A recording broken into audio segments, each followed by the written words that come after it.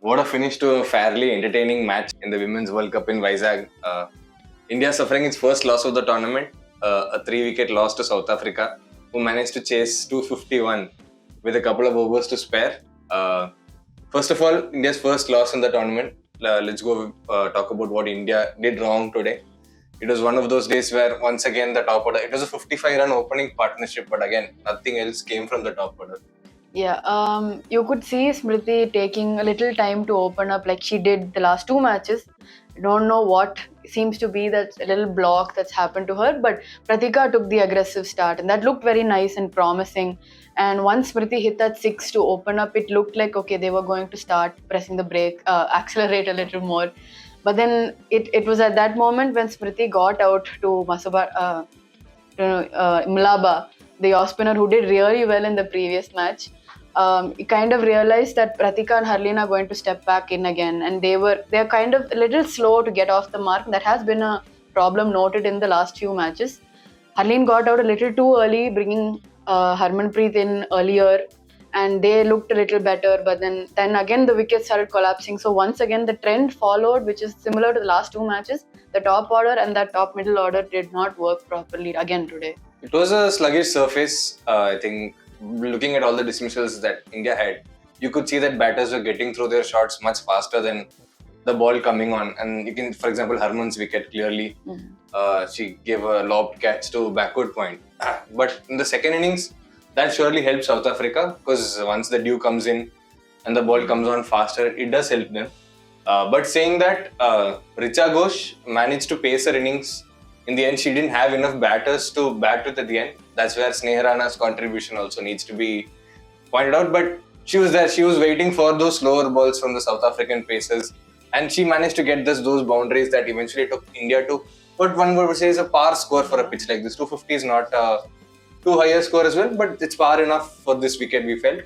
But saying that, India started well with the ball in the second innings as well, bringing South Africa to 81 for 5. So South Africa is a team who suffered a drubbing in the first match of the tournament, having a batting collapse. 81 for 5, we felt, signs of that are coming back, despite their performance against New Zealand in the second match. But since then, it was a Laura Woolward show, wasn't it? That's the vastly experienced Woolward and Chloe Tryon showing how much skill they have inside that arsenal. When they took the duty of chasing down that target, I don't think they took it to heart that they have a long way to go. They just took it ball by ball, which is a faith belief that they've been working with for quite a while now.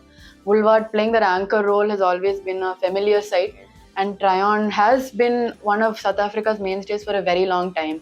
And she was good with the ball. Maybe that was a positive reinforcement for her to go well with the bat.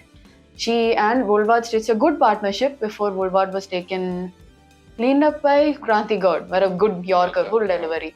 So we assumed, well, that might be just the sign that, okay, India's back at the game. But then Nadine de Klerk just came out of nowhere.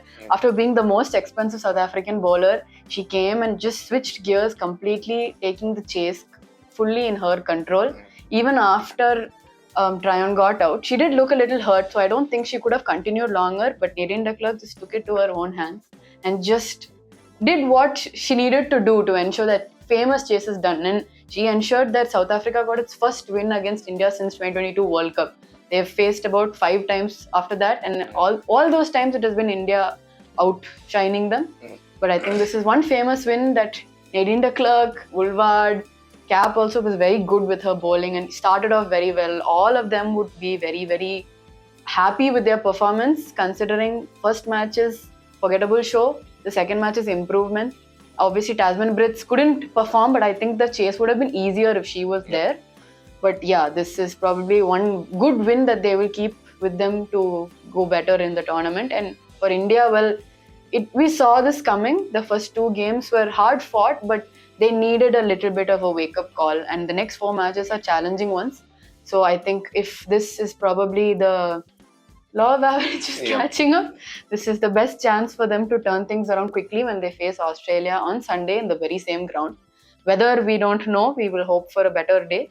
And hopefully they'll learn from what they need to and start better.